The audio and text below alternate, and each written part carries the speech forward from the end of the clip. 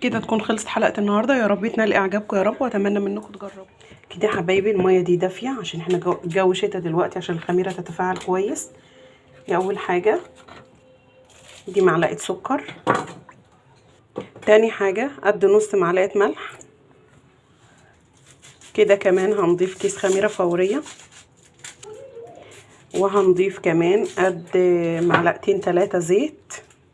وكده تمام قوي. امكانيات برضو يعني حاجات بسيطه وفي امكانيات اي حد ان هو يعملها.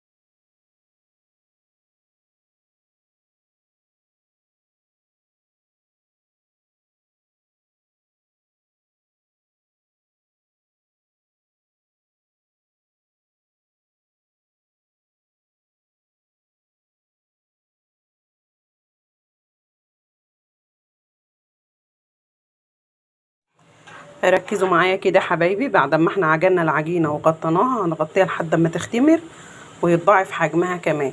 بعد كده هنيجي لباقي المكونات لحد ما الخميره تختمر، العجينه تختمر. بصوا، ده زيتون مخلي، ده كيس جبنه موتزاريلا باندا، ده ربع كيلو لحمه، وهناخد فصين توم مش اكتر من كده، وقرنين فلفل رومي، وكمان هنحتاج قوطه نعمل بيها الصلصه.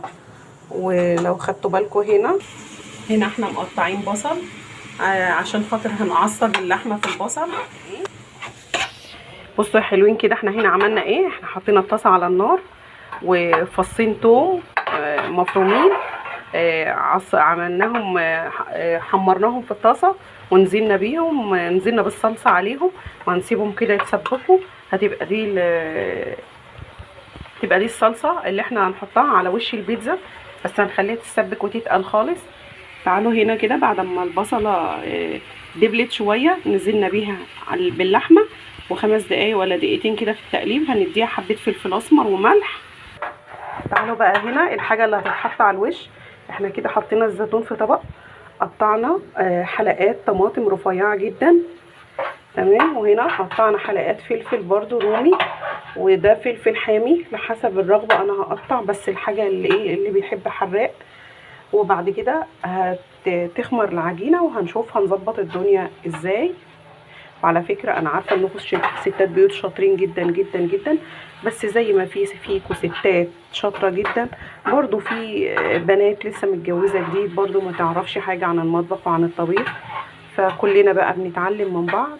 وبكده تكون العجينه خمرت كويس، وهنبدا نقطعها بالطريقه دي على حسب ما انت عايزاها. بقى انت عايزاها مثلا عايزاها تخينه، كبريها شويه. عايزاها رهيفه برضو صغريها شويه على حسب ما انت عايزه.